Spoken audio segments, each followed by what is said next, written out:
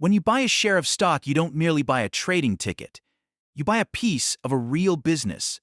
In theory, that makes you an owner, with the right to hire and fire management, to demand good stewardship of the company's cash, and to insist that the business be run in your interest.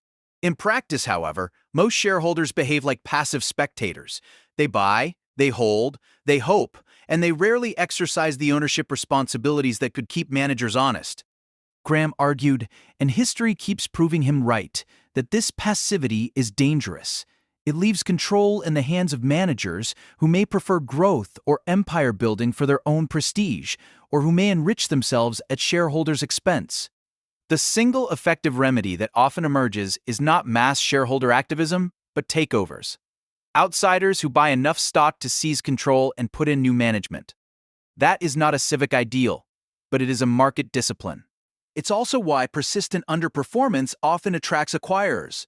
If management can't generate reasonable results, someone else eventually will try to do it better.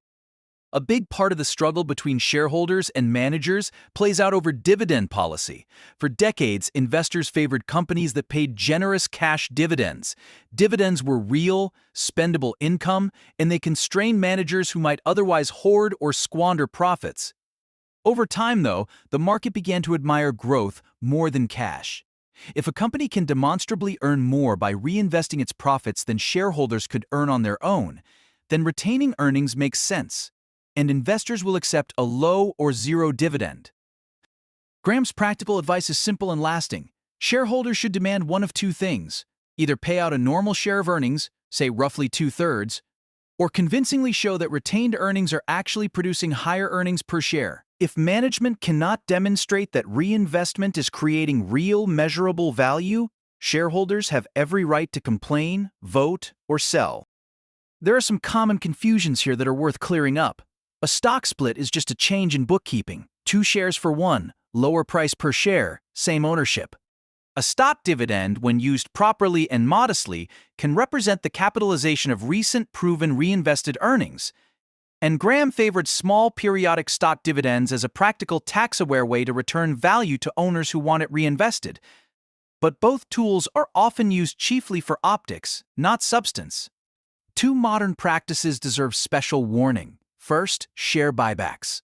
In principle, repurchasing cheap shares is a great use of cash. It reduces outstanding shares and raises the value of remaining owners' stakes. In practice, however, buybacks are often timed and sized to benefit managers. When executives receive large numbers of stock options, companies may repurchase shares to offset the dilution those options cause. That can lead to the ugly spectacle of executives issuing cheap option grants, letting insiders sell into high prices, and then buying stock back at even higher prices. In effect, sell low, buy high. That destroys shareholder value, even as it inflates per-share numbers. Second, executive stock options themselves create perverse incentives. Options reward short-term price moves and volatility more than steady long-term value creation. They push managers to prefer buybacks and engineering of EPS over genuine business improvement. That's why Graham would urge shareholders to scrutinize compensation plans, limit option dilution, and demand measures that tie pay to long-term substantive performance. The modern commentary on Graham's chapter drives the point home with examples. When a company like Enron disclosed in its proxy that top executives were using partnerships to buy assets from the company while borrowing from the company to do it, that was a glaring conflict of interest. A careful owner reading the proxy should have smelled a train wreck long before the headlines. Or take the tech-era stock hoards. Companies like Oracle or Cisco piled up huge cash balances and engaged in buybacks that often coincided with massive option grants. Sometimes that cash was used well, sometimes it wasn't. The pattern is familiar. Management claims it can put money to better use than shareholders, but too often the result is waste, risky acquisitions, or enrichment of insiders. So what should an intelligent owner actually do? Read the proxy. Vote.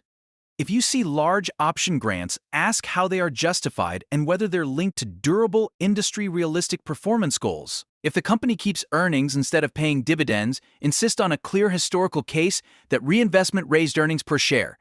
Treat buybacks skeptically unless they're done when stock is demonstrably cheap. Compare management's results to peers. Persistent underperformance matters. And if you truly care about the company, participate, attend meetings, vote your shares, and support independent directors who will report honestly to owners. Graham's closing point is both blunt and timeless. Ownership requires responsibility. If you're not prepared to be an owner in that sense, don't complain when managers pursue agendas that don't align with your interests. Instead, choose investments that don't require active governance, diversified index funds, or companies with transparent, shareholder-friendly policies. But if you value the power of ownership, pick up the proxy, read it carefully, and demand that the company's cash, strategy, and compensation truly serve you. The owners.